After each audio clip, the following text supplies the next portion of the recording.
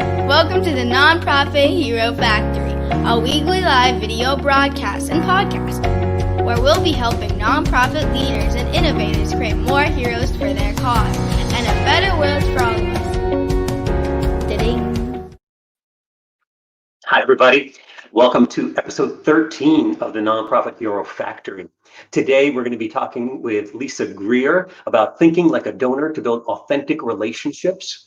And Lisa is sorry, my dog is barking in the background. Lisa is a philanthropist. She's an entrepreneur. She's a convener, a nonprofit advisor, and the author of a new book, The Philanthropy Revolution, which is currently actually the #1 new release in philanthropy and charity on Amazon right now. And so far, only the Kindle version is available. The hardcover is coming out, I think maybe even this week or within the next few days. We'll ask her about that.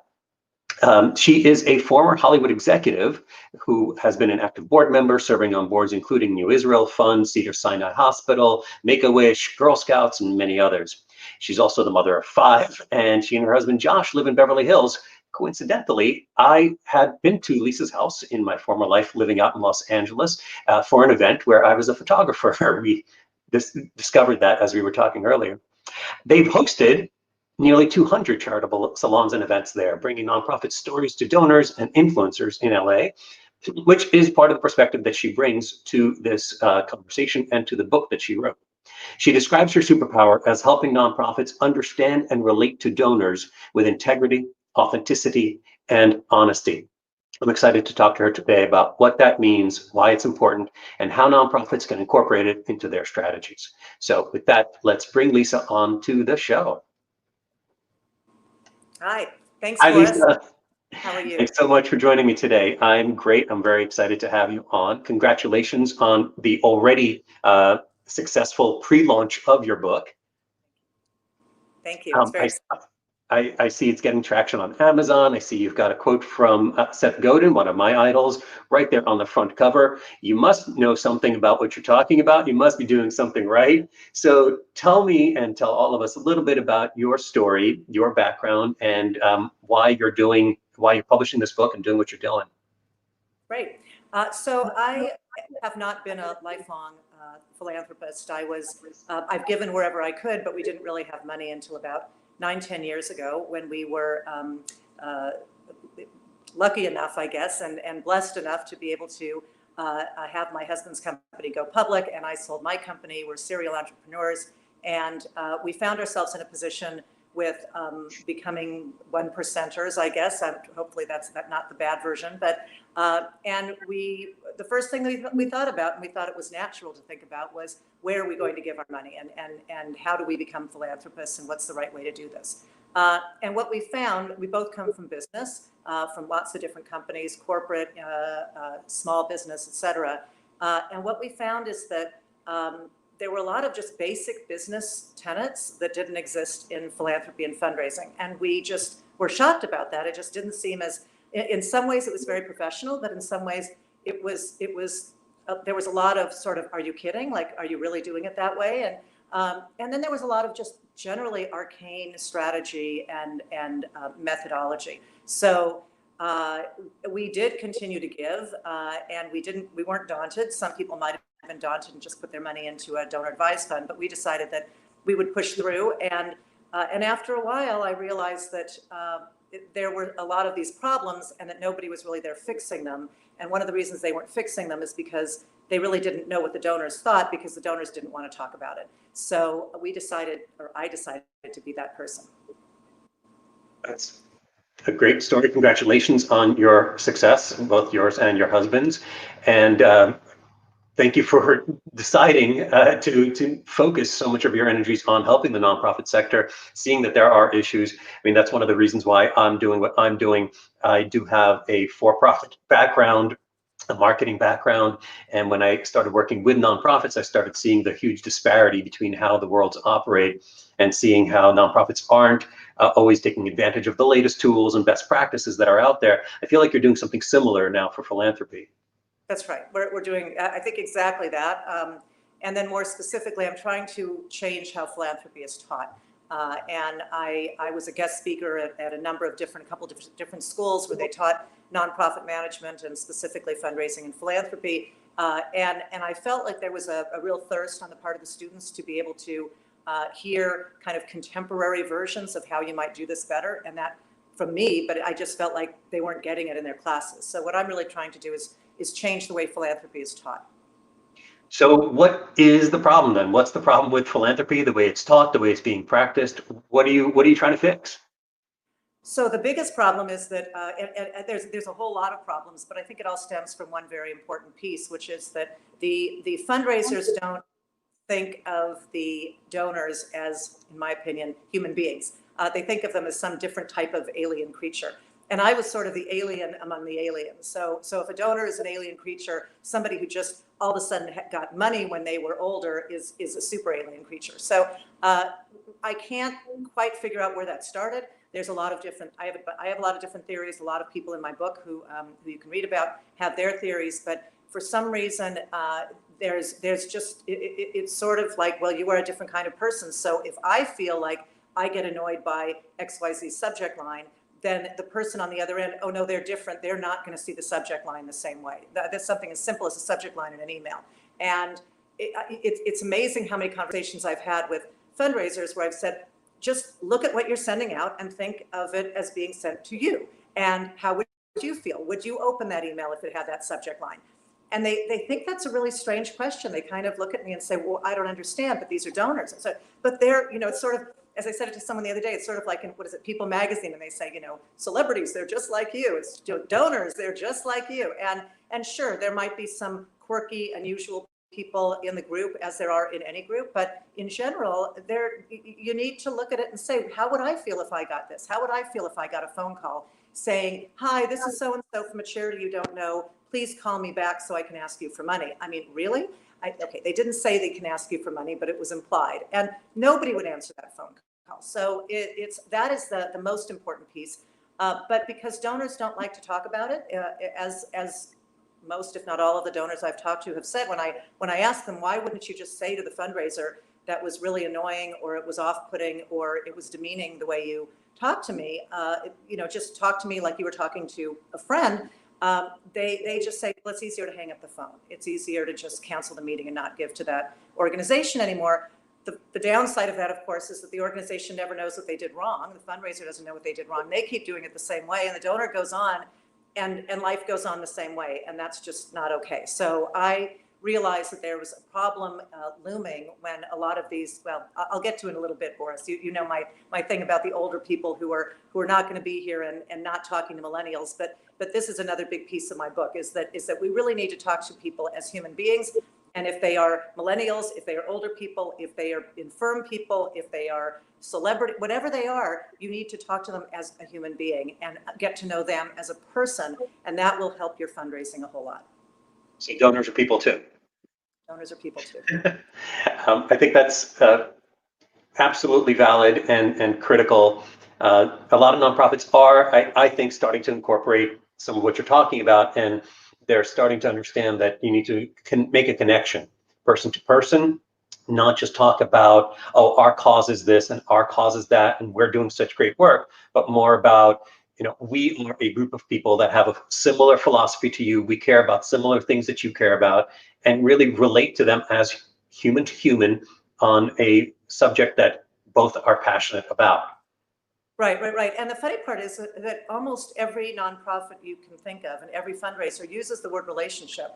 And I don't know, they must have a different dictionary definition of relationship, because how can you have a relationship with somebody if you don't have any sense of who they are or how they feel? Really, the way that I sort of see it is that I think that most fundraisers would really prefer, and this is not all of them. The boards that I'm part of and the groups that I work with are the ones that are different, but the vast majority, I think, of nonprofits and fundraisers, I think that if you really ask them, they'd say that they prefer that a donor was just like a piggy bank. And the reason why I'm using a piggy bank metaphor is a piggy bank is an inanimate object and doesn't talk back. And I think they'd really like that. And the idea is that you just find the piggy bank, you find the right piggy bank, and you smash it, and you take the money and you run. And, I don't know about dictionary terms, but that is not a relationship. Yeah, so I would say, there are lots of different kinds of relationships out there. And I would say I do know, like you, many development directors and people in fundraising and nonprofit communications that they are trying to treat people like people and talk to them. But there is sort of this invisible divide between, well, I'm not one of them, they're not like me. And so how do I really relate to them versus trying to think, well, this is what a donor might like, and not necessarily actually talking to them and knowing what they would like. So what should they be doing in terms of bridging that divide? How do you get inside a donor's mind besides perhaps reading your book? Thank you. Well, yes, if you read the book, there's a lot of about 40 different people, academics, fundraisers, donors, who actually we got to talk about how they feel, and so as well as my story, and I think, and it also gives a lot of practical information. So there's a part in every chapter, one or two sections, where it says, instead of doing this, why don't you think about doing this, or instead of doing that? And when people read it, our initial readers read it, they say, oh gosh, that's so obvious, I didn't think of that. So I think that the academic piece got in the way of the obvious, and we need to go back to just sort of human nature. So I think one of the most important things really has to do with what you do, Boris, which is storytelling. And everybody has a story. And if you can find out your donor's story or stories, all of a sudden the relationship appears. And if you can also be a little bit more transparent and human yourself as a fundraiser, and you can tell some of your stories. How did you get into this? Why did you get into this? That's really great. And all of a sudden the relationship, I think, will develop on its own if you can do that.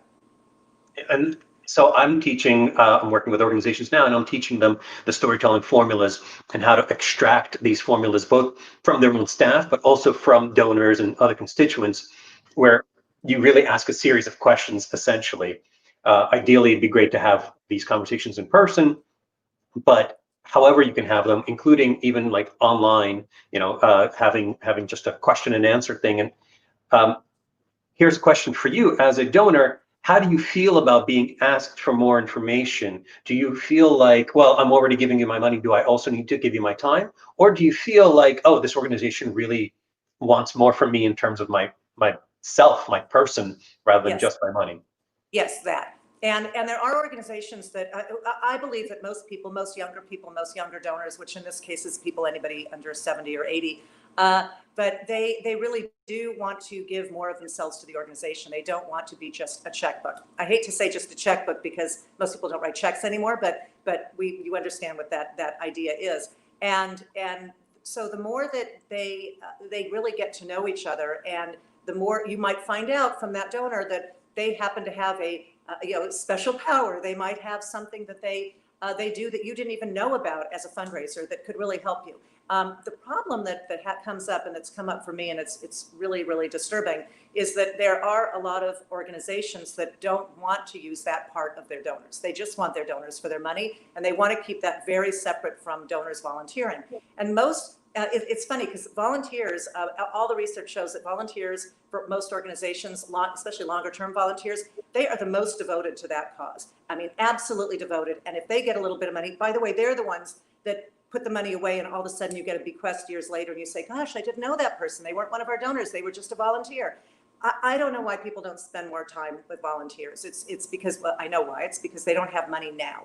And that's really a very short-sighted way of thinking. But the other part is that if you are let's say you're an accountant and you can help with the accounting for the organization, there are some organizations that just say, no, we want to keep that very separate. We want to keep our volunteers in a box, we want to keep our donors in a box, and we want to keep our professionals in a box. And those boxes never meet. And especially in this day and age when resources sometimes are a little bit challenging, you might want to take that step and actually use them. It doesn't mean you have to. Some people will say, well, what if that accountant isn't a good accountant and then I have to use them and then I'm committed? Again, go back to they're people too. If you're not the right fit, just say it's not the right fit. We've got somebody else and we really love this. Or could you take a look at this and tell us what you think about this that our accountant provided? And if you don't want to use the information, fine, but at least you asked. And by asking, it's going to make that donor feel much more engaged. It's interesting that you talk about volunteers eventually giving a large amount of money, perhaps, or bequeathing a large amount of money. I actually know of stories where that has happened, but it completely makes sense because psychologically there is a phenomenon where the more you invest of yourself or invest in various ways into a relationship, the more invested you are in it, right? So with every session that a volunteer is volunteering, with everything that they do, they actually put more of themselves into your mission and your organization. So they are reinforcing their own connection to it with each session.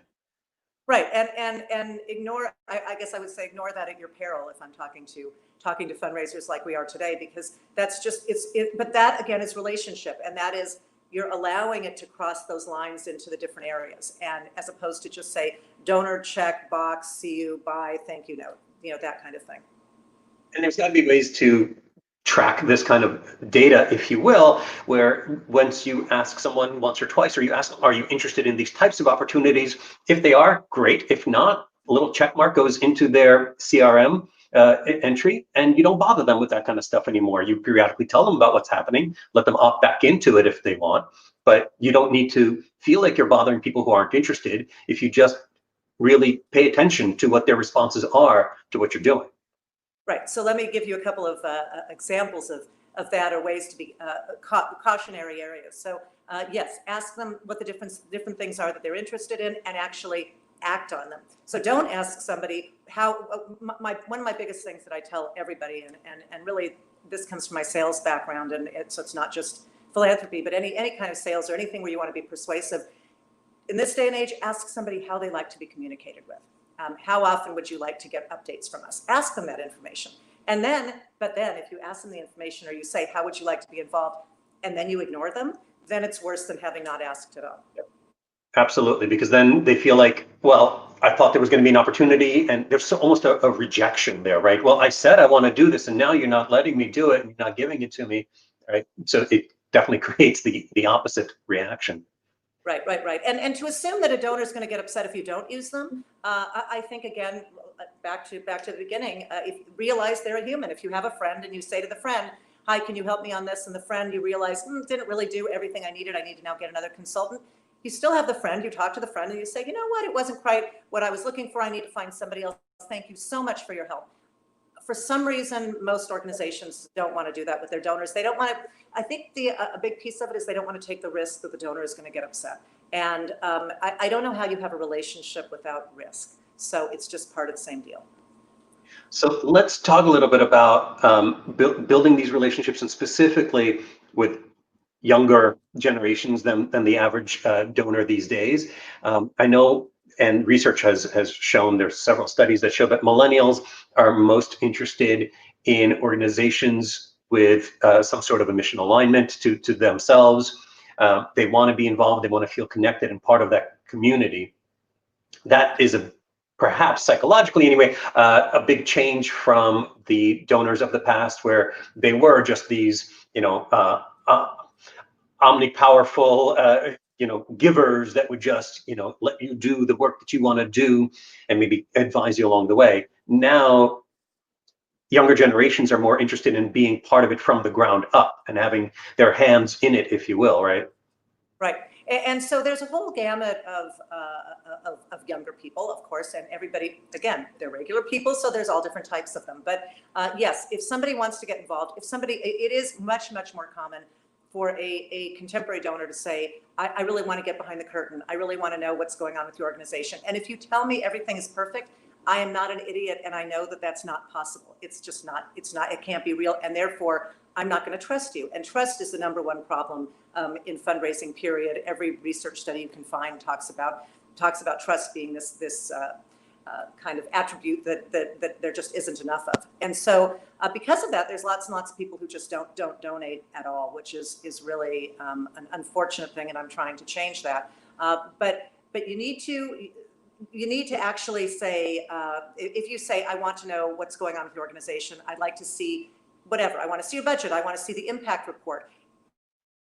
And I will be able to see, because most donors, as in most people, are intelligent humans, and they can see if you're giving them something that has been cut into nothing, because it's just going to be, pablum, because you don't want them to know any of the bad stuff, or you don't want them to know any of the detail. And so I, as a donor, if I say, look, I really want to know, and maybe it won't be numbers, maybe it's just, Gee, I want to know you work with kids in Africa. I would like to know what's it like when you go talk to the kids in Africa. Just tell me, sometimes it's good and sometimes it's bad and sometimes it works and sometimes it doesn't. That will elicit trust. And if you just say everything's great, they're wonderful, they love everything, then I'm going to know I need to go to a different organization. So it's really important to give that information that they're looking for, and you can give it in a responsible way. One of the things that's a really good idea is to just ask the donor, what part of that are you interested in? And like, why are you asking? And in a very nice way, in a very respectful way, is that something that you're interested in? Like, what do you like to see? Are you looking at this because you want to know what percentage are administrative costs? Or are you looking at it because you want to see what our impact is? And what you might find out, and what I've heard from a lot of donors, including some that are in the book, a lot of younger donors, they actually want to be much more hands-off than anyone would assume. They want to believe, they want to do all the research up front. They want to make sure that this is the organization, so that the older people didn't really do. So they really want to look behind the curtain. But then once they're convinced that the organization is something that they trust, they will very often say, I'm giving you money for 10 years and I'm hands off, which is a really different kind of thing than what we've been used to. Mhm. For sure. Yeah, trust is built through empathy and vulnerability.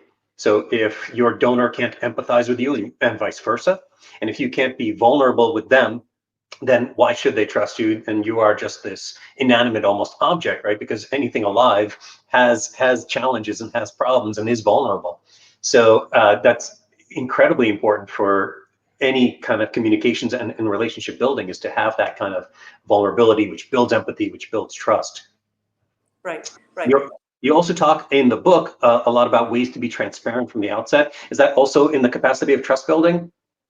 Yeah, I think it is. Look at it, it's all in the capacity of trust, relationship, integrity, authenticity. All of it's in the same kind of basket, and that's what we're trying to get to. And again, it shouldn't be hard. That's how we work with our friends. That's how we interact with, in most cases, family members. That's how we interact with people that we respect. For some reason, this donor fundraiser relationship is different, and we, some people say it's because fundraisers actually just don't like talking about money, which I think is a very strange and ironic kind of thing. But we just need to get past it. And the fundraisers need to be taught that donors are real people. They need to be taught that trust is the biggest issue and that it's okay to let down your hair. They will still like you. If your mission is an important mission, it's okay. They're going to like you. And if they like you and they feel comfortable with you, and you can bring them to a point where, because they have a little bit of interest, where they are super engaged with the mission, then they're going to give you money. And they need to understand that, as opposed to the way of thinking now, I think, is if I call them 500 times and I send them a whole bunch of emails and I tell them that we're desperate, they're going to give me money.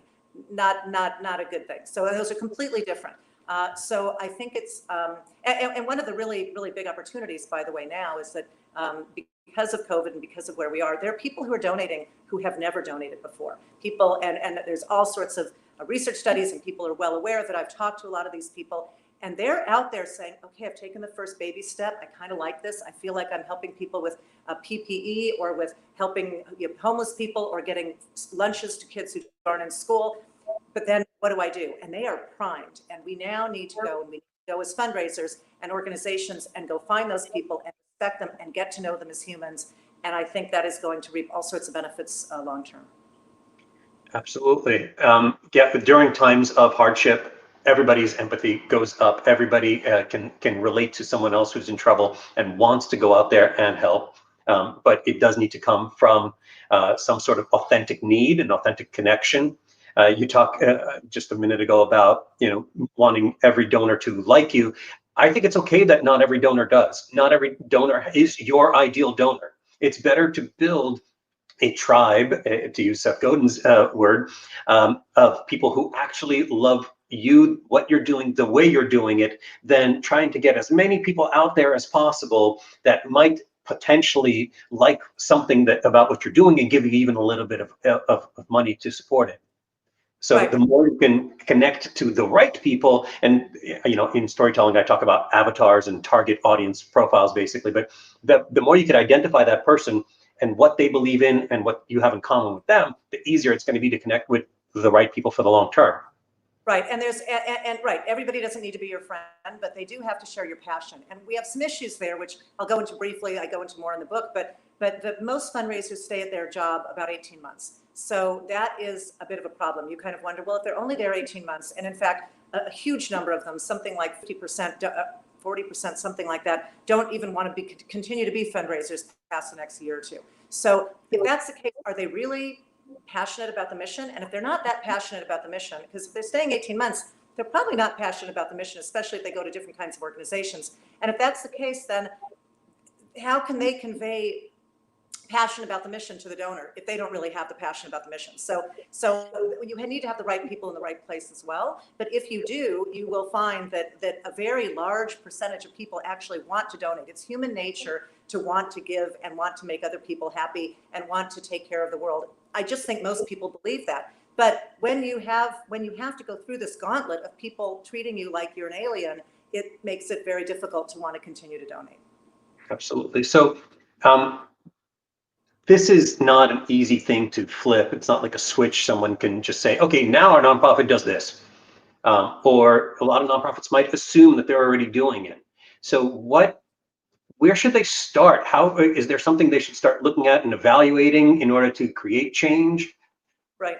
So you know what my answer is going to be here. It's just look at the book and you can pick whatever chapter it has to do with what you're talking about. There's a board chapter, there's a gala chapter, there's whatever. Look at the problem that you have, go to that chapter, and it will actually say to you, we've spent 3 years working on this book and tons of research, and it will actually say to you, here's some research that shows some things that you can do to make that change. But what it boils down to, again, is what we talked about at the beginning. It's integrity and authenticity and trust and honesty and all of those things, and treating the person like a human. And really, once you do that, the rest of it kind of starts falling into place. So with each email, with each statement on your website, your blog posts, with each social media post, with each phone call, right? It's, are you talking to someone like they are your friend who believes in what you're doing, or are you talking to someone like they are a potential source of money?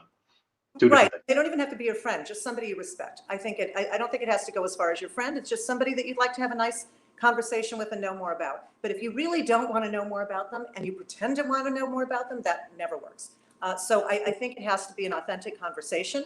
And for example, somebody called me the other day from she had seen one of my posts, and who works at a large university, and she said, I'm sending out this email. I'm now nervous that my emails are going to be condescending and they don't feel authentic. It was a very simple email blast. It had about, 2 paragraphs in it, and a subject line. She said, can you look at it and tell me if any of this is offensive or demeaning to a donor? And unfortunately, the answer was most of it was, and we took it apart. And when I said to her, look at the subject line, just look at this, and here's one really easy thing that your watchers can do. Look at your email box in the morning. Think about all of the different emails that you have on your email box. Put the email that you're thinking of sending out with that subject line, just the email and the subject line. Put it in your email box and say, would I click on that? And for some people, they told me that was life-changing. So because if you're not going to click on it, and some people will say, well, it doesn't matter what I think, I'm not a donor. And that's where getting back to this thing of there are different kinds of people. But if you won't click on it yourself, how can you expect somebody else to do so? So put it in. You can even send an email to yourself with that subject line, have it sit in your email box for a day and look at it and say, is this something that is going to make me want to click on it? And is it going to be compelling? And then if you graduate from that part, you can then go into whatever the body of the email is and say, is this something that I would actually respond to? And I think that's a really easy first step. Absolutely. That's a great kind of like quick litmus test. We all get hundreds of emails a day these days. Is that subject line from this organization going to make you open that email? Or will it sit there? Will you go, oh, maybe I'll open it later? Or will you just delete because you've got too much else going on, right? Right. One of my best examples is that I have all sorts of pet peeves, which you'll see in the book. But when you see an email and it says, end of our quarter, we need to make our numbers. And I look at that and I think, well, what does that have to do with me? Like, why, I'm sorry, if you didn't make your numbers, then maybe you didn't do something right a month or two ago, or maybe you didn't budget correctly, but that doesn't have to do with me. And so I'm going to not open that email. So there's, and then there's some, in fact, I'll give everybody one of my big tips that I'm doing right now, something that you've accomplished during COVID. is a really big deal. People, some other people are suggesting this too. Say something that you accomplished during COVID, or something, or relate to COVID, because otherwise you look like you are completely tone deaf if you don't even. And there are plenty of solicitations I've gotten that literally don't talk about COVID at all, and don't talk about, we know it's been a difficult summer. They just go straight for, give us money. And I think, what are you, like, there is no relationship there. You guys are completely out to lunch, and you think that I'm like living under a rock or something. So that's not okay.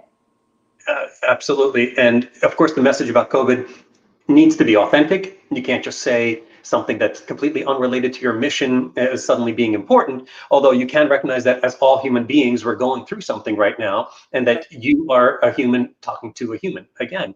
So that's absolutely valid and relevant. And when you said, we didn't make our fourth quarter, we need help, that just sends off so many pet peeve alarm bells in my own mind too. You're absolutely right. It's not about what did the organization do or not do in terms of their funding. It's what's going on that I should want to help with. So even if it's about a budget shortfall, which of course happens, and I think is going to happen a lot more next year, what is it that you're not able to do because of that? Talk to me about the people that I can help, rather than your organization needs money. That's right. And that's why there's been a big change with the attitudes towards operational or unrestricted giving versus giving for particular programs. I think both are important. I don't think it's one or the other. But some people, I got kind of a little bit attacked online the other day because I made some just generic comment, and somebody just assumed that because I was a donor, I must be. I was saying we were talking about thank you notes, and I think it's important to have some sort of, people need to say thank you. And there are people out there who think that it's inappropriate for fundraisers to say thank you because donors basically have money and so they don't deserve it, and you shouldn't be pandering to rich people, therefore you shouldn't say thank you, which I think is just from another planet. I don't understand that. I think when you're I read an article in like Parents Magazine. I think when you're 18 months old, you're taught to say thank you. So it's not okay when you're 30 or 40 or 50 or whatever. So you say thank you. But this person immediately, when I wrote that, thought that what I meant was that for some reason I was a donor and I was saying, please say thank you. Therefore, I must be one of those people who's saying money that I donate should only go into programs and shouldn't go into administration costs, into operational expenses, or be unrestricted. And I didn't say that at all. I didn't even come close to saying that, but yet I was accused of being that person. And I think, again, both are important. I think the idea, back to looking at the other person as a human being, the idea that a donor is going to look at a fundraiser across the table or across Zoom and think that person works for free is ludicrous. It makes it seem like the donors are that the fundraiser must really think donors are idiots if they are afraid to ask for operational money, if they're afraid to make it clear that they're professional and they make money just like anyone else. And I, as a donor, I really don't want to sit across the table or across Zoom with somebody who's making $15 an hour, $5 an hour, because nothing against those people, but I want to know that this is a professional who's done this for years and who really knows what they're talking about. And I know that you have to pay people like that. That's just a general thing. If you want something quality, then you must pay them. And I think pretty much any donor would know that. And the idea that fundraisers think that donors don't know that, and it is crazy. They did a study, and it's about 80% of fundraisers are uncomfortable. This was in the last year, uncomfortable asking for operational support. They just don't want to ask for it at all. Yeah, it's too bad. It's not a sexy ask, operational support, right? Well, it's not a sexy ask, but it's going to mean that especially, gosh, look at it now. If you have really great people running your organization, chances are good that you might have had some rainy day money in the bank, and you might be okay, and you might be able to get through COVID, and you might be able to get through economic downturns because you have a really incredible group of devoted people who are really smart and have figured this stuff out. So it actually is protecting my money to know that you're making a decent wage. Yeah, and the better professional you are, the more you do deserve to be paid, and the better you're going to be at your job at bringing more money in. Is it Dan Pilata that has the TED Talk about the subject? I blogged about it before. I am in 100% agreement. It's funny. It's about 10, 11 years old, but it still works. And I send that to people all the time because it really gets your mind right about that. And I'm very pleased that there's some movement in the last 6 months with different organizations that rate charities to really look at them not so much from this operational expense point of view, but from an impact point of view. Absolutely. Lisa, I feel like we could talk for another 5 days and still not cover nearly half of what we can talk about. But I do want to be respectful of your time and our listeners' time. In the show notes for this episode, which are already up online, some of them we'll have more up, obviously, once this is over. You recommended several different tools and resources like Inside Philanthropy, Chronicle of Philanthropy, Candid, which I love and have worked with several times, Alliance Magazine and Board Source. Anything that specifically organizational leaders should go to, besides going to buy your book, which we're also going to have links to in the show notes, anything that they should do when they're done watching this episode? Well, I think looking at my blog would make a lot of sense because, and I in fact had a guest, another donor, a philanthropist who did a guest column just a couple days ago. So it would be interesting to look at somebody else's point of view. But I've done them for about a year. There's maybe, I don't know, 40 or 50 of them, and they're on all different subjects. They're a quick read. It'll take you 2 or 3 minutes, and they all talk about, from a donor's point of view, things that you might do differently. And I think just talk to donors. I think that's the most important thing. It's almost like pick up the phone today and talk to a donor and say, how are you doing? That would be a wonderful thing, and that will get you on the right track. Actually, right now during COVID, that's a great practice because it shows that you care about them and you're actually interested, because maybe some donors, especially if they're older and at a high risk in terms of COVID, right, you want them to know that you care about them, and not just as a check, but also as a human being. But one quick caveat, and then we'll be done. But if you call somebody and you pick up the phone and you say, how are you doing and how are you hanging in there during COVID, and they seem to need help, by making that phone call, you are obligating yourself to actually help them. Because if you don't, then you might as well not make the phone call. Absolutely. Awesome. Lisa, thank you so much for joining me today and sharing all of this amazing perspective that I think is incredibly invaluable. We have so much more that we can talk about, and I'd love to have you back on the show sometime. For those of you watching at home, I hope you got a lot of value out of this, or listening later on. If you did, please subscribe to us on YouTube, on any of your favorite podcast platforms, and leave us a review so that more people can discover this show and people like Lisa talking about these really important subjects. Thank you, everybody. Have a great weekend. Thanks. Thank you all for watching and listening to the Nonprofit Hero Factory. We hope this episode has given you some ideas and strategies for creating more heroes for your cause and a better world for all of us. Please be sure to subscribe to this show on YouTube, Facebook, iTunes, Spotify, or your favorite podcast platform. And let us know what you think by leaving a review.